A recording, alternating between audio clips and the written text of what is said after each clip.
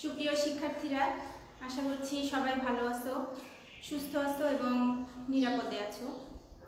আজকের সপ্তম শ্রেণীর গার্হস্থ্য বিজ্ঞান ক্লাসে সবাইকে সুস্বাগতম জানাচ্ছি। আজকে আমরা জানব পাঠ্য বইয়ের 14 অধ্যায়ের পোশাকের পারিপাট্য ও ব্যক্তিত্ব। গত ক্লাসে আমরা পোশাকের পারিপাট্য ও ব্যক্তিত্ব অধ্যায়ের পাঠ 1 অর্থাৎ ব্যক্তিত্ব ও পারিপাট্য এই সম্পর্কে আমরা ধারণা পেয়েছিলাম। আজকে আমরা পাঠ 2 ব্যক্তিত্বের সাথে পোশাকের সম্পর্ক কি সেই সম্পর্কে ধারণা অর্জন করব।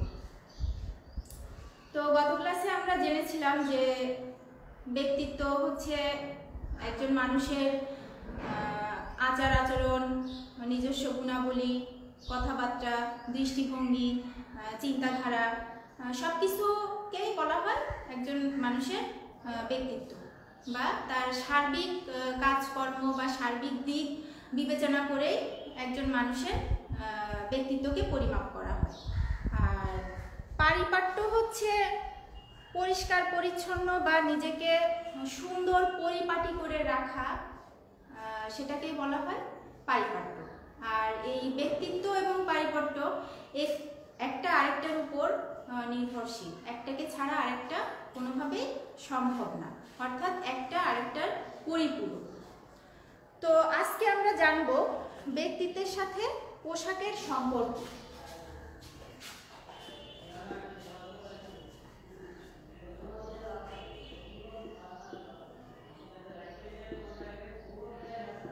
ব্যক্তিত্বের সাথে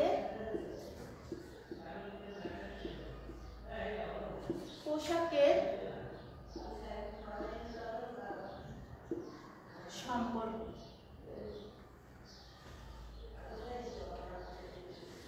ব্যক্তিত্ব বিকাশের জন্য বা ভালো সুন্দর ব্যক্তিত্বের অধিকারী হওয়ার জন্য সর্বপ্রথমে যে জিনিসটা প্রয়োজন সেটা কিন্তু পোশাক।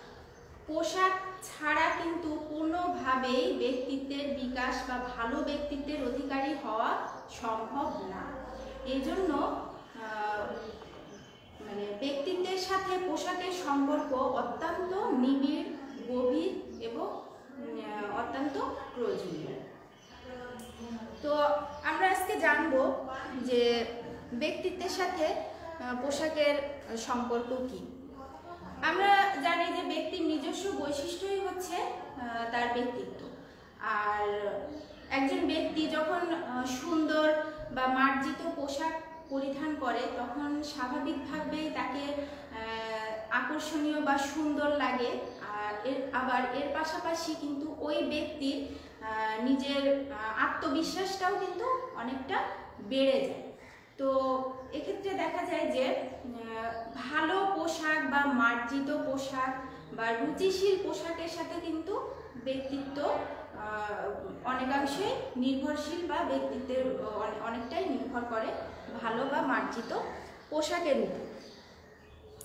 আবার দেখা যায় যে সব পোশাক কিন্তু সবার জন্য ঠিক উপযোগী বা মানানসই হয় না। অনেক সময় কিন্তু আমরা খেয়াল করলে দেখব যে আমরা অনেক পরিচিত জনকে বলি যে তোমাকে এই ড্রেসটা বা এই রংটাতে কিন্তু বেশ ভালো মানিয়েছে, বা বলি যে তোমাকে এই ডিজাইনটাতে বেশ ভালো লাগছে। এটার কারণ কি? ওই ডিজাইনটা শুধুমাত্র হয়তো বা তাকে ভালো লাগছে বা তার মতো যারা আছে তাদেরকে ভালো লাগবে, কিন্তু সবাইকে যে ভালো লাগবে, সব রং বা সব ডিজাইনে যে সবাইকে ভালো লাগবে, ব্যাপারটা কিন্তু এরকম না। একই জিনিস দুইজন ব্যক্তি পরলে একজনকে ভালো দেখা যায়, আবার আরেকজনকে কিন্তু অপেক্ষাকৃত অতটা ভালো দেখায় না। তো এটার কারণ আসলে কি, বা পোশাক কেন সবার জন্য মানানসই হয় না? একই ডিজাইন বা একই রঙের পোশাক কেন সবার জন্য মানানসই বা সবার জন্য আকর্ষণীয় হয় না? তো এটা জানতে গেলে আগে আমাদেরকে নিজেদের সম্পর্কে জানতে হবে। নিজের সম্পর্কে জানা বলতে কেমন?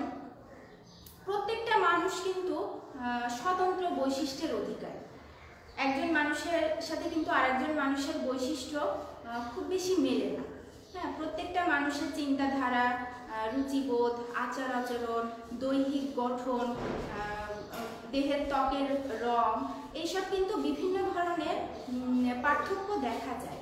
তো এই পার্থক্যের কারণেই এক একটা পোশাক এক একজনের জন্য উপযোগী। সব ধরনের পোশাক সবার জন্য উপযোগী বা মানানসই হয় না। তো আমরা একটু খেয়াল করি যে এজন্য পোশাক নির্বাচন ও পরিধান করার সময় আমাদেরকে যাতে আকর্ষণীয় ব্যক্তিত্বের অধিকারী হওয়া যায় বা ব্যক্তিত্বের বিকাশ ঘটে সেদিকে আমাদের খেয়াল রাখতে হবে। তো কিছু কিছু জিনিস আমাদেরকে একটু খেয়াল করতে হবে বা মেনে চলতে হবে। তো সেগুলা সম্পর্কে আমরা একটু জানবো আজকে। তো প্রথমে আছে পোশাকের ছাপা।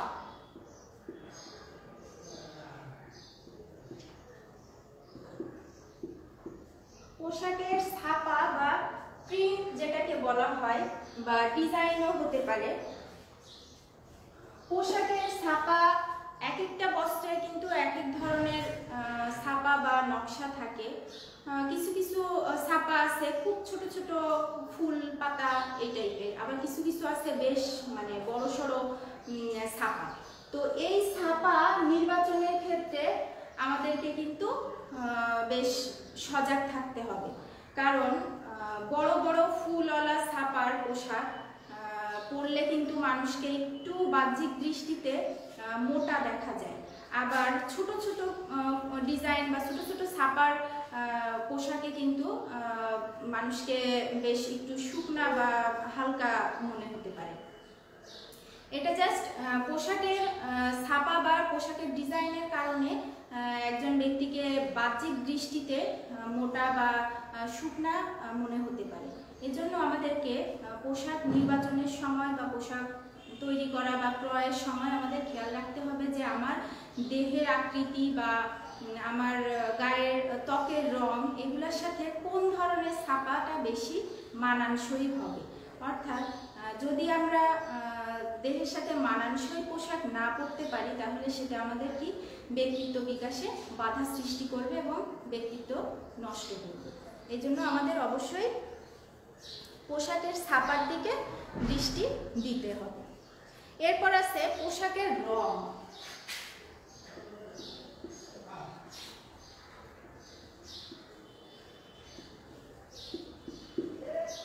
পোশাকের রং, পোশাকের রং অত্যন্ত গুরুত্বপূর্ণ একটি ব্যাপার, যেটা আমরা মোটামুটি মেনে চলার চেষ্টা করি বা বুঝে শুনে কিন্তু আমরা রংগুলা নির্বাচন করি। কারণ সব রঙের পোশাক কিন্তু সবাইকে ভালো দেখায় না, আবার সব রঙের পোশাক কিন্তু সব আবহাওয়ায় বা সব সিজনে কিন্তু উপযোগী না। যেমন উদাহরণস্বরূপ বলা যায় যে উষ্ণ যে রঙগুলো অর্থাৎ লাল, নীল, লাল, হলুদ, কমলা, এগুলা কি মানে উষ্ণ রং বা এগুলা হচ্ছে উজ্জ্বল রং। এগুলাতে মানে দূরের বস্তুকে আমাদের কাছে নিয়ে আসে বা বস্তুকে অনেক বড় করে আমাদের চোখে দেখা যায়। তো যদি কোনো শুকনা ব্যক্তি বা হালকা কোনো মেয়ে যদি এই উজ্জ্বল রঙের পোশাক পরিধান করে সেক্ষেত্রে কিন্তু তাকে বাহ্যিক দৃষ্টিতে অত বেশি শুকনা বা বেশি চিকন মনে হবে না। আবার এই রঙগুলো যেহেতু উষ্ণ বা এগুলো একটু গরম অনুভূতি দেয়, এগুলা কিন্তু গরম বা গ্রীষ্মকালে পরলে সেটা আরো বেশি গরম অনুভূতি দেয় বা আরো বেশি গরম লাগে। এজন্য এই রঙগুলা শীতকাল বা শীতের সময় যখন তাপমাত্রা কম থাকে তখন কিন্তু পরিধানে বেশ আরামদায়ক বা পরলে এটা একটু গরম অনুভূতি সৃষ্টি করে। এছাড়াও দেহের ত্বক মানে দেহের ত্বকের রং, চুল, চোখের রং এগুলোর সাথে আমাদের কোন রংটা মানানসই সেটা বিবেচনা করে আমাদেরকে পোশাকের রং নির্বাচন করতে হবে। যাদের দেহের রং উজ্জ্বল তারা নর্মালি যে কোনো রঙের পোশাকই নির্বাচন করতে পারে, কারণ মোটামুটি সব ধরনের কালার তাদেরকে ভালো লাগে বা তাদের মানিয়ে যায়। কিন্তু যারা একটু শ্যামলা বর্ণের তাদের পোশাক নির্বাচনের ক্ষেত্রে একটু খেয়াল রাখতে হবে যাতে একটু হালকা ধরনের বা হালকা রঙের পোশাক যদি নির্বাচন করা হয় তাহলে তাদেরকে ওই পোশাকে বেশ ভালো লাগবে বা আকর্ষণীয় লাগবে। এরপরে আবার হালকা রঙের যেসব পোশাক, মানে হালকা রং যেগুলো আছে, নীল সবুজ বা নীলাভ সবুজ, এই ধরনের রঙগুলো কিন্তু স্নিগ্ধ এবং বেশ শীতল একটা অনুভূতি দেয়। তো এই রঙগুলো যদি আমরা গ্রীষ্মের দিনে বা গরমের সময় যদি এই রঙের পোশাক ব্যবহার করি তাহলে আমাদের সেটা বেশ মানে আরামদায়ক বা প্রশান্তি সৃষ্টি করে বা শীতল একটা অনুভূতির সৃষ্টি করে। তো এজন্য আমাদের পোশাক নির্বাচনের বা পোশাক পরিধানের আগে অবশ্যই আমাদের নিজেদের মানে গায়ের ত্বকের রং, চুলের রং বা অন্যান্য দেহের গড়ন সব কিছুর উপর চিন্তাভাবনা করে বা বিচার বিবেচনা করে আমাদেরকে পোশাকের রংটা নির্বাচন করতে হবে। এতে করে আমরা আকর্ষণীয় ব্যক্তিত্বের অধিকারী হতে পারবো এবং এটা আমাদের আত্মবিশ্বাসও বাড়াবে। এরপরে যেটা খেয়াল করতে হবে, পোশাকের রেখা বা স্ট্রাইপ।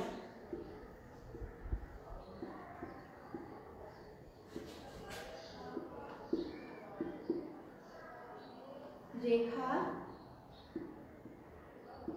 বা স্ট্রাইপ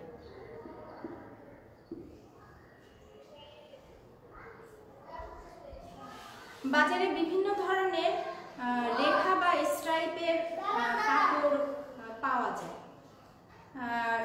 রেখা কিন্তু আবার বিভিন্ন রকমের হয়, যেমন লম্বালম্বি রেখা হতে পারে, লম্বালম্বি রেখার নকশার পোশাক হতে পারে, আড়াআড়ি রেখার পোশাক হতে পারে, কোনাকুনি রেখার পোশাক হতে পারে, তারপর জিগজ্যাগ রেখার পোশাক হতে পারে, তারপরে বক্র রেখার পোশাক হতে পারে। বিভিন্ন ধরনের রেখার পোশাক বা বিভিন্ন ধরনের স্ট্রাইপের ড্রেস বাজারে দেখা যায়। তো এই এক একটা রেখা কিন্তু এক এক রকমের গুণাবলী বা বৈশিষ্ট্য আছে। সব রেখার পোশাক কিন্তু সবাইকে দেখতে ভালো লাগবে না, কারণ এক একটা রেখার বৈশিষ্ট্য এক এক রকম। তো লম্বা রেখার কোনো পোশাক যদি কোনো শুকনা এবং লম্বা কোনো মেয়েকে পরানো হয় তাহলে বাহ্যিক দৃষ্টিতে তাকে আরো বেশি লম্বা মনে হতে পারে। এজন্য যদি একটু শুকনা বা খাটো টাইপের মেয়েকে যদি এই লম্বা স্টাইপের পোশাক পরানো হয় তাহলে দেখা যাবে বাহ্যিক দৃষ্টিতে তাকে অতটা খাটো বা অতটা শুকনা মনে হচ্ছে না, তাকে একটু লম্বা মনে হবে। আবার এই যে আড়াআড়ি রেখা, আড়াআড়ি রেখার পোশাক যদি কোনো মোটা ব্যক্তিকে পরানো হয় বা কোনো স্বাস্থ্যবান ব্যক্তিকে পরানো হয় তাহলে কি তাকে আরো বেশি মোটা দেখা যাবে। যদি কোনো লম্বা শুকনা ব্যক্তিকে এই আড়াআড়ি স্টাইপের পোশাক পরানো হয় তাহলে দেখা যাবে বাহ্যিক দৃষ্টিতে তাকে অতটা লম্বা মনে হচ্ছে না, অর্থাৎ মানানসই হচ্ছে। এরপরে আছে কোনাকুনি রেখা। কোনাকুনি রেখাও মোটামুটি প্রায় সবার ব্যক্তিত্বের সাথেই সামঞ্জস্যশীল, মোটামুটি সবার দেহ কাঠামোর সাথে এই রেখাটা মোটামুটি সামঞ্জস্য হয় বা মানানসই। এরপরে আছে জিগজ্যাগ রেখা, বক্র রেখা, এগুলো এক এক বৈশিষ্ট্য রয়েছে। এগুলা মোটামুটি সবার সাথে মানানসই বা রেখার সাথে যদি রংটা মিলিয়ে যদি সিলেক্ট করা যায় তাহলে মোটামুটি সেটা সবার ব্যক্তিত্বের সাথে সামঞ্জস্যশীল বা মোটামুটি সবার সাথেই সেটা বেশ মানিয়ে যায়। তো এরপরে যেটা খেয়াল করতে হবে পোশাকের আকার।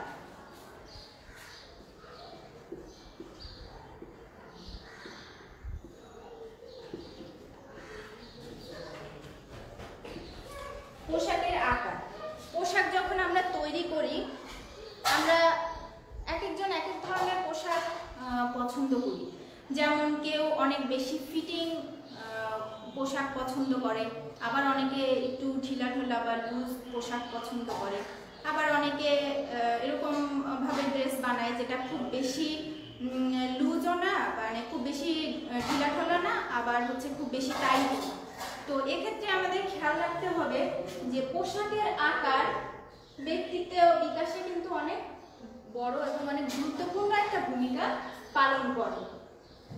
কারণ কোনো শুকনা বা চিকন লম্বা একজন মানুষকে যদি একেবারে আটশাট বা একেবারে ফিটিং পোশাক পরানো হয়, তাহলে তাকে বাহ্যিক দৃষ্টিতে আরও বেশি শুকনা মনে হয়, যেটা তার ব্যক্তিত্ব বিকাশে অন্তরায় হতে পারে বা তাকে আকর্ষণীয় নাও দেখা যেতে পারে। কিন্তু যদি কোনো মোটা ব্যক্তিকে আবার হচ্ছে অনেক বেশি ঢিলেঢালা পোশাক পরানো হয়, তাহলে বাহ্যিক দৃষ্টিতে তাকে আরও বেশি মোটা দেখা যেতে পারে।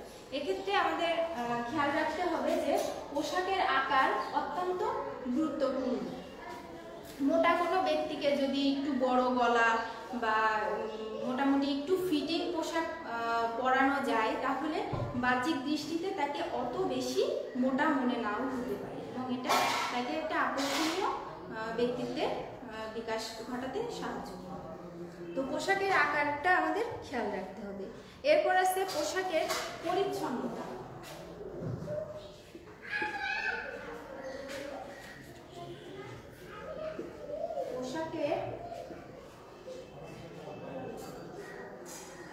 পোশাকের পরিচ্ছন্নতা। পোশাকের পরিচ্ছন্নতা এই জিনিসটা সব থেকে বেশি গুরুত্বপূর্ণ। কারণ এর আগে যতগুলো পয়েন্ট আমরা পড়েছি, পোশাকের ছাপা, পোশাকের রং, রেখা, স্ট্রাইপ, আকার, এইগুলার ঊর্ধ্বে কিন্তু পোশাকের পরিচ্ছন্নতা।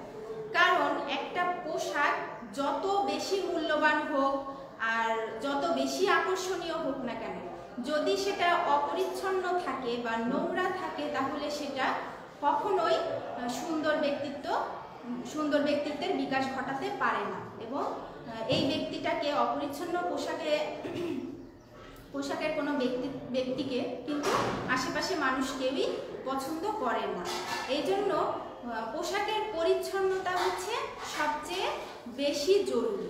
পোশাকের পরিচ্ছন্নতার উপরে কিন্তু ব্যক্তিত্বের মানে অনেক বেশি অংশ নির্ভর করে। একজন ভালো পোশাক বা মানে দামি পোশাক পরার চেয়ে যদি কেউ পরিচ্ছন্ন একটা পোশাক পরে পরিপাটি হয়ে থাকে, তাহলে তাকে কিন্তু আমরা বেশি পছন্দ করি বা তাকেই কিন্তু আকর্ষণীয় লাগে। এজন্য আমাদেরকে এই পোশাকের পরিচ্ছন্নতার ব্যাপারে অনেক বেশি খেয়াল রাখতে হবে এবং গুরুত্ব দিতে হবে।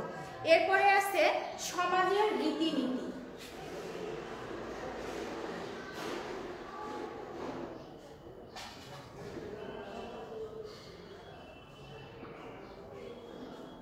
সমাজের রীতিনীতি। এক একটা সমাজের কালচার বা সংস্কৃতি কিন্তু এক এক রকম।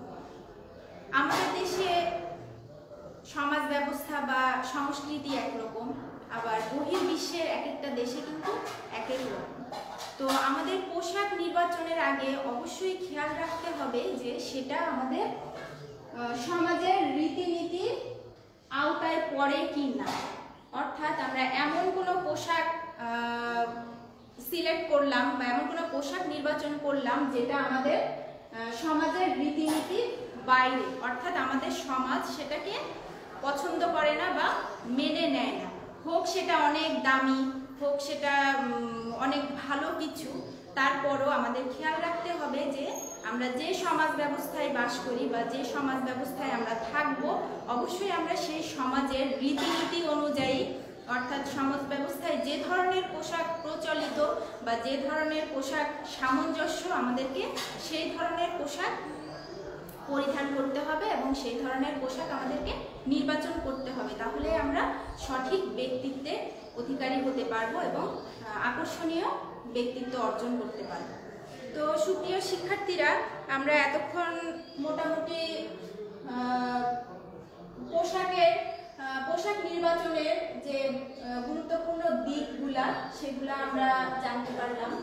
এছাড়া বিভিন্ন উপলক্ষ বা বিভিন্ন অকেশন যেটা বলা হয় সেটা অনুযায়ী আমাদেরকে পোশাক নির্বাচন করতে হবে। তারপর বিভিন্ন আবহাওয়া অনুযায়ী এক একটা আবহাওয়া এক এক ধরনের পোশাক উপযোগী, সেটার দিকে খেয়াল রেখে আমাদেরকে পোশাক নির্বাচন করতে হবে। তারপর এক এক পরিবেশে এক এক ধরনের পোশাক উপযোগী, সেটার দিকে খেয়াল রেখে আমাদের পোশাক নির্বাচন করতে হবে। সর্বোপরি আমরা পোশাকের মাধ্যমে যেহেতু আমাদের ব্যক্তিত্বের অনেক বেশি অংশ নির্ভর করে এবং ব্যক্তিত্বের অনেক আকর্ষণীয় একটা দিক পোশাকের মাধ্যমে প্রকাশ করা যায়, সেহেতু আমাদের অবশ্যই পোশাক নির্বাচন এবং পোশাক পরিধানের ব্যাপারে যত্নশীল হতে হবে এবং আমরা এমন কোনো পোশাক নির্বাচন করব না বা পরিধান করব না যেটা আমাদের ব্যক্তিত্ব বিকাশের অন্তরায় হয়। তো অবশ্যই আমাদেরকে খেয়াল রাখতে হবে যাতে আমরা আকর্ষণীয় ব্যক্তিত্বের অধিকারী হতে পারি এবং সমাজের সবাই আমাদেরকে ভালো বলে বা সমাজের সবার চোখে আমরা শ্রদ্ধা বা সম্মানের সাথে থাকতে পারি, আমাদেরকে সেদিকে খেয়াল রাখতে হবে। তো সুপ্রিয় শিক্ষার্থীরা, আমরা মোটামুটি আজকে ব্যক্তিত্বের সাথে পোশাকের সম্পর্কে জানতে পারলাম।